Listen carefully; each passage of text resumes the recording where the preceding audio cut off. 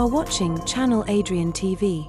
Yo, YouTube, Facebook, Rumble, X, wherever you're watching this, welcome to another NFL playoff reaction. We're talking about the divisional round. Before we even talk about the games, obviously, if you don't know, you see the Patriot helmet up front, so y'all know I'm a Pats fan. I got my Pats mug, and y'all know I'm ready to see how far we can make it. But before we even talk about my Patriots, let's talk about the other AFC teams that were playing earlier, which were the Broncos and the Bills. Y'all, before I even talk about these games, from the pickup from last week, all these games have been great, except that one game from the Seattle and Niners game, which was a blowout. But other than that, all the games went to the wire, as it should, because it's the postseason. The Bills lost to the Broncos, and I can't remember. I had to look at the last video I did. I have to see if I did have the Bills losing. I think I did. I think I did pick the Broncos, if I'm not mistaken. I think I did. It was a back and forth game the whole game. I knew the Bills were going to have to outscore them because their defense wasn't going to stop anybody. But the Bills was able to put a lot of points on the Broncos defense. And we already know most people are talking about that play with Brandon Cooks. Did he catch it? Should the ball be live? And if you remember the Dez Bryant, the Calvin Johnson rule, they consider that after you catch it, you have to maintain possession.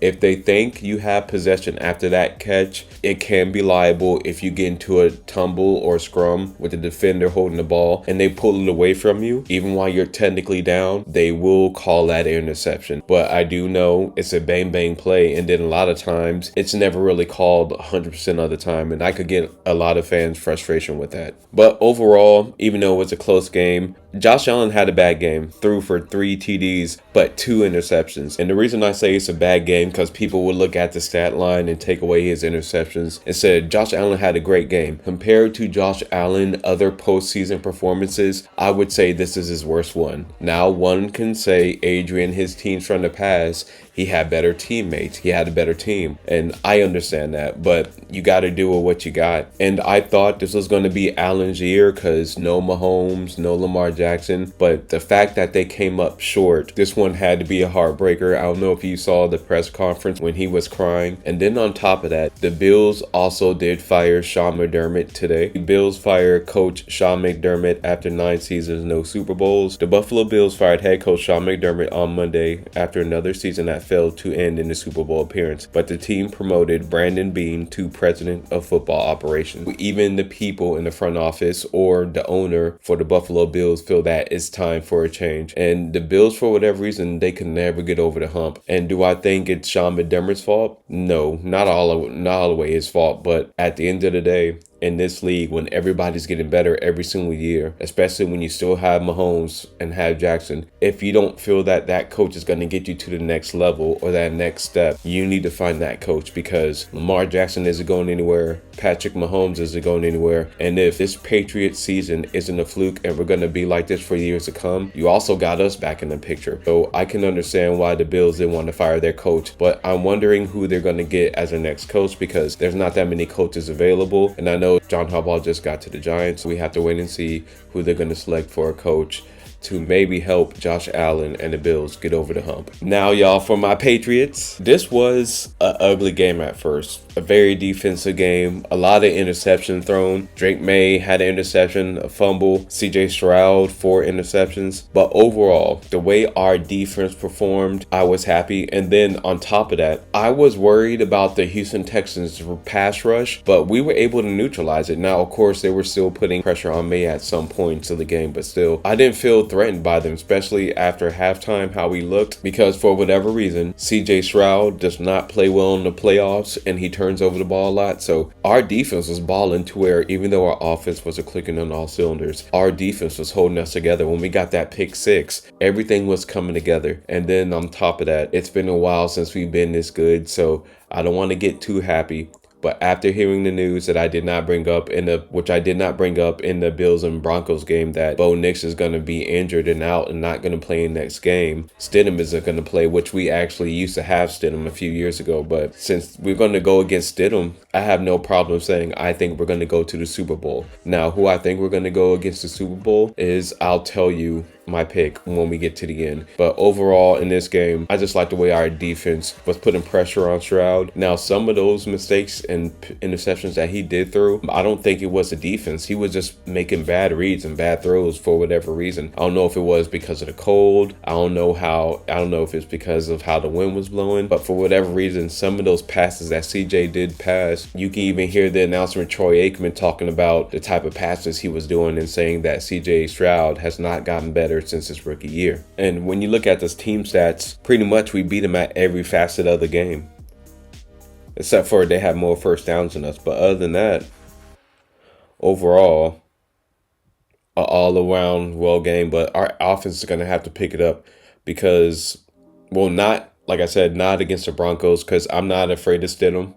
I think we'll be fine. But come Super Bowl, because I'm going to say right now, we're going to the Super Bowl. It's going to be a different story, and our offense needs to pick it up. The Seahawks put hands and feet on the 49ers.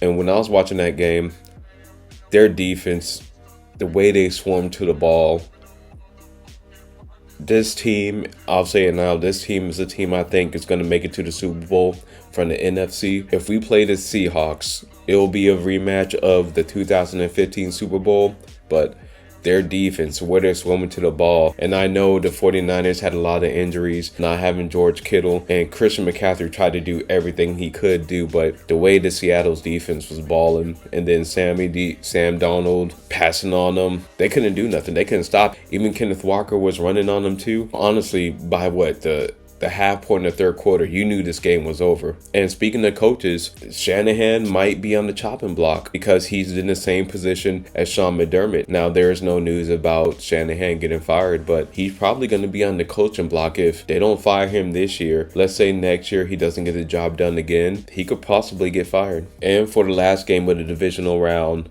the Rams versus the Bears, it was a great game. The Bears have been giving us great games and great comebacks the whole entire season, especially towards the second half. But unfortunately, that Cinderella season comes to an end. On that overtime drive, Caleb Williams throws a pick. The Rams are able to push the ball down the field and get that field goal. Now, I do think Stafford is going to win MVP. And with Bo Nix being hurt since we played the Broncos, I'm sure a lot of people really don't want to see that game. This game coming up between the Rams and the Seahawks, that's the game I really want to see, because I want to see if the Seahawks defense can neutralize the Rams' high-powered offense. You got Puka Nacua, Devontae Adams back. Their tight end, Kobe Parkinson, is still good.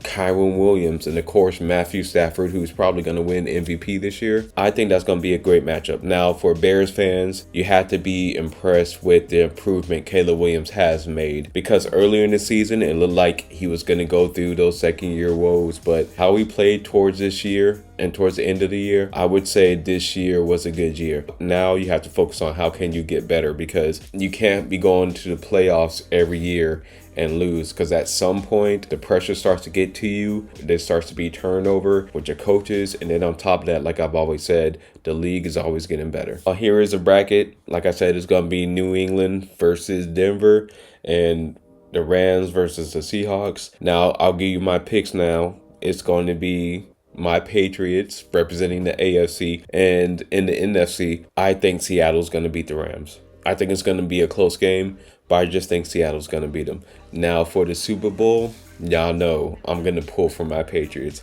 but only time will tell. I just want to say I appreciate all the support. Remember to like, comment, and subscribe. And if your team is still in the playoffs, good luck to you, and I will see y'all in the next video.